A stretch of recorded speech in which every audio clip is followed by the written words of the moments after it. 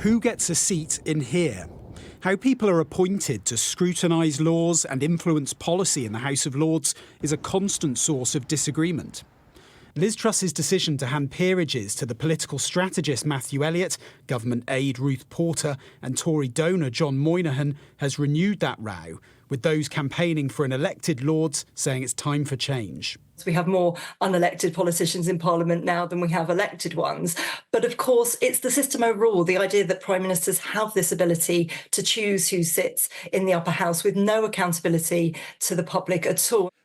Allies of Liz Truss disagree, with Sir Jacob Rees-Mogg telling Sky News honours are a reasonable way for Prime Ministers to thank colleagues that do no harm except for upsetting po-faced Puritans. But do they upset the public? The marginal seat of Dewsbury in West Yorkshire had its own famous baroness, so what do voters make of a Prime Minister giving out honours after being in office for a matter of weeks? Well, that's ridiculous, isn't it? Yeah, no, I don't think she should. I think at least a year. I suppose so, yeah. She was still Prime Minister, wasn't she? I don't believe in the House of Lords, to be fair. I don't. How much they get paid per day? They're all part of the same gravy train.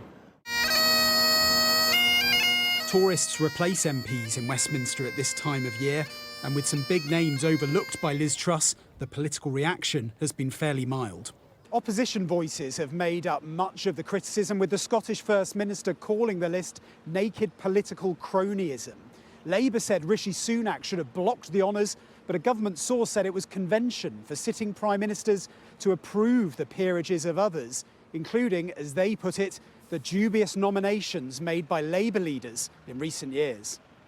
Labour has vowed to eventually abolish the Lords if it gets into government, but for now the party is less clear on whether it would scrap resignation honours lists. You've got to look at the way in which you bring back a sense of dignity and integrity to the running of government affairs. And I think in Keir Starmer, you would have a Prime Minister of decency, of strength. He's certainly steely. As the country counts down to the new year and the general election, all parties know the messages they transmit in the months to come will matter more than ever. Rob Powell, Sky News in Westminster.